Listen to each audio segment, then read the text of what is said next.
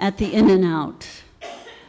While in Southern California, inadvertently working on a suntan and having had occasion to smile against the light from a small boat returning to Corona del Mar, Elliot wished to ride with Emily Hale east in her little roadster across a scrubby desert to a hamburger place called the In-N-Out that became famous with the poets.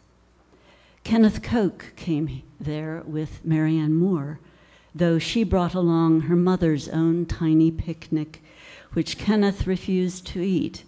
The gooseberries, at least, seemed to him too much like mussels flayed.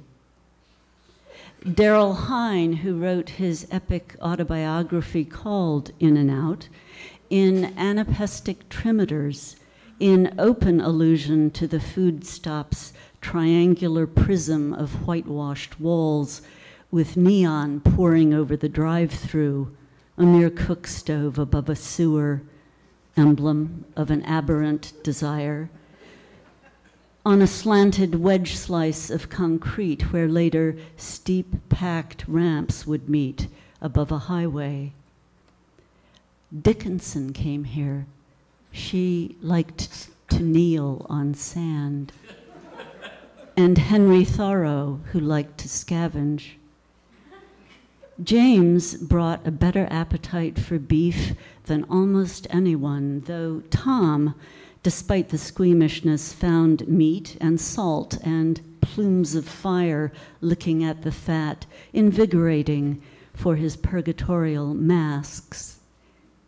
Emily Hale brings a little rough white paper napkin with an almost invisible waffle weave and very little absorptive draw to the corner of his mouth to take off mustard. The scene feels a little like a Buñuel film or a Fellini, the same crowd going to all the dives and waysides with all the attendant rustle, getting in and out of vehicles, taking their seats, obtaining refreshment. I think I'll have a cassis with vermouth, says Gary Snyder. The same crowd raking up the threads of old conversations. Jerzy Kosinski comes in, lugging a car battery he has stolen. Everyone looking for a new life in the desert, in this twittering world where they seem to tread on faces, on convulsive thighs and knees.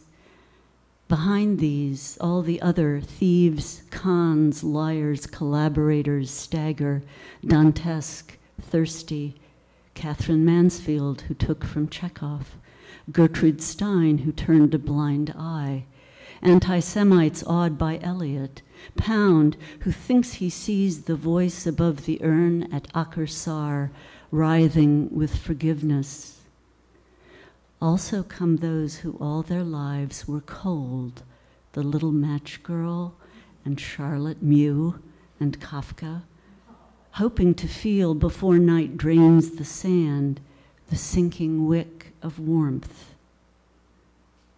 Though not entirely sure who all the others in this circle of the desert are, everyone seems to get along, except Ottiline Morel with the shadow in her mouth, who orders a double-double animal style, complaining that that awful American woman, Miss Hale, was too like a sergeant major, probably because she is neatly dressed and stands quite tall.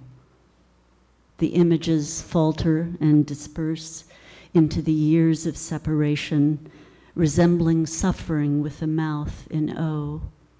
Hale and Eliot like cutouts of giraffes against the dusty sunset. His fluid overcoat and good walk, her rakish Robin Hood with the sharp feather, his parted hair, her hair marcelled, his stare, her flowers. Thank you.